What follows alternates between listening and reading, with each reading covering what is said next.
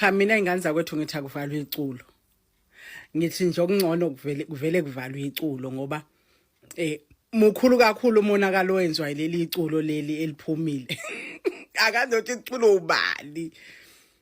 Mukhulu kakhulu umonakalo olenzayo leli iculo ngithi mina kuvalwe lona ngoba lento enzama ukuyenza ukuthi nithi akuvalwe laba abasebenzisa isound akwenzeki ngeke banize nikwazi ukubanqanda akuvele nje kulanda umnikazi weculo acela ukuthi no sicela alikhiphe yabo le iculo lijabodli alivalwe bafethu ngeke mukhulu umonakalo wenzayo mina nje selingixova umoya ngoba khona abantu bengibakhonze ngendlela eyisimanga engibabonile hey ngididekile yezwa hayi ngeke livaleni iculo bafethu xoxani nomnikazi walo anikwe nje isamba semali ehlampo bezosenza ngaleli iculo livalwe kuyonakala phela ngempela manje Wempisi yondlana ingane zenu ngalowo ngxelo ngomaqhize nithi yabheda mfowethu lulabo wondlingane mina ngenza show no 2000 ngiyamnikeza mama engane ingane amsencane senawane kodwa if imvume kahle inyanga ngiyamnikeza more than 2000 iphuzu lami lithi yondlana ingane zenu bafowethu ngalowo ngxelo engoma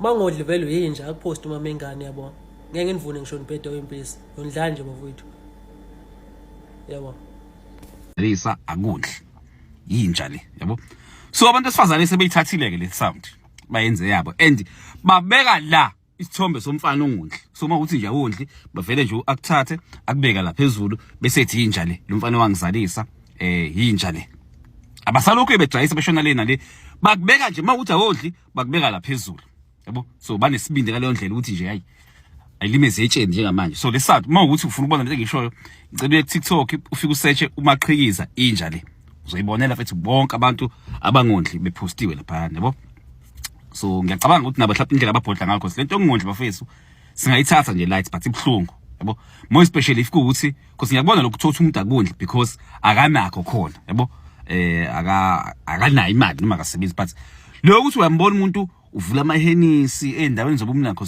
khona social media njengamanje uvula amahenisi ushaya ama trip unayo imali uya afford ukuthi nje akafuni ukondla ngicabanga ukuthi ibhlungu kakhulu more especially if kuthi wena umuntu osifazane nawe uyayihlanganisela uyayizamela kunomuntu nje oyihambelayo nje lapha so ngicela uye ku TikTok ke ufike usearch umaqhikiza inja le uzoyibona le sound bese ubona abantu besifazane ukuthi babhodla kanjani kuleya post uyabona wena mpisi wena umaqhikiza wapi nalo bafowethu ayabona namfowethu wena utayisile ngempisi wena utayisile ngempisi wena yabona le challenge oyivulela kwa TikTok le ngoma yakhe dabondli bese ucula uthi uyabona babo umntana njani inja utayisile ngempisi wena utayisile ngempisi le challenge evula amantombazane lana etomulo baba beingane engabe ayijabulela yini engabe wena uzotomleka yini wena kuyona futhi ngeke udlale mina lo shidwe ngoma yakho ngeke nempisi nani impisi ningameseki lo muntu utayisile ngathi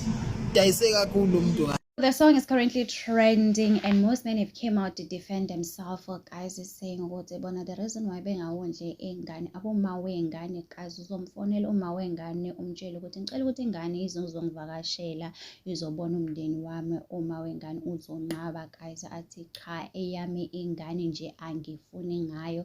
Some are saying ukuthi boma bengane they act like as if ingane uyingane yakhe kuphela akanandaba nawe nje. The only thing that she needs from you imali guys. Another man came out to say the reason why engawondli ingane yakhe waqela ama DNA to say can you please do it ngizokwazi ukwazi ukuthi le ngane eyami na uma wengane qhawa nqaba wathi ngeke mfana uyabona nje le ngane ifana nawe nje there's no need for DNA. So those are the reason why engawondli ingane. I saw another lady guys, she received a WhatsApp voice note from usisi webengane yakhe wamtshela ukuthi uyazi kahle ukuthi usibanibani akasebenzi and posting him on social media it will not make any difference. Just know that there's nothing we can do. Nathi siyahluphekela akanamali lo muntu nje noma ungamposta just use your money to support ingane yakho. There's nothing you can do. I saw Dominic naye guys uyijoinile i-challenge. She's saying that we need to send ama-email labo bebengane basebenza khona. Uyisende nje email ubatshele ukuthi uyabona lo sibani osebenza lapho kule company yini akawondli ingane, you know, saying a lot of stuff so that they can fire him. There's no need for him ukuthi asebenze ngoba akakazi ukuthi imali uyisa kuphi guys.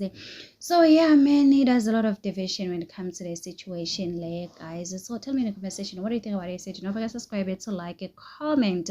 Happy Wednesday.